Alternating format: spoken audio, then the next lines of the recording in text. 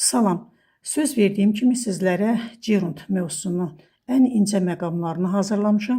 Bildiyimiz kimi Gerund Azərbaycan dilində maqmək və ya mamək kimi tərcümə olunur. Qrammatik formaları aşağıdakılardır. Aktiv formada playing, yəni oynamaq.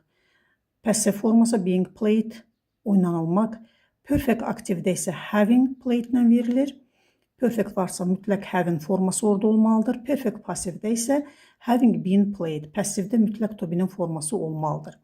Gerundun sintaktik vəzifələri. Mübtəda funksiyasında reading books expands your vocabulary. Göründüyü kimi reading books kitab oxumaq nə sualına cavab verir, mübtədanın sualıdır.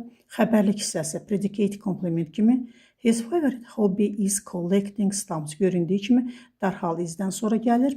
Nə sualına nədir sualına cavab verir. Is collecting stamps'dır. Vasitəsiz tamamlıq, yəni direct object formasında I enjoy reading, mən sevirəm, zövq alıram nədən? Sözünü tamamlıq, prepositional object olanda he is fond of swimming. Sözünlərindən sonra gələn verb 99% gerund olur. Misal üçün on coming, for playing, to driving və s. Təyin funksiyasında I have no intention of leaving. Göründüyü kimi burada prepositions ilə bir yerdə işlənib. Zəfri funksiyasında adverbial modify kimi after reading the letter she cried.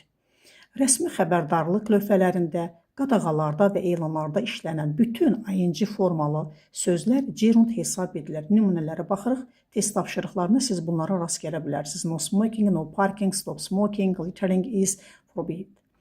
Əgər ing forması cümlənin başında gələrsə və to be'nin formalarından, yəni xəbərdən əvvəl işlənərək cümlənin mübtədası olursa, bu zaman o gerunddur. Gəlin nümunəyə baxaq. Learning English is fun, smoking is harmful to health və s. Gerund ilə işlənən söz önləri on, upon, without, about, before, after, by, in, for, of, instead of, in spite of'dur.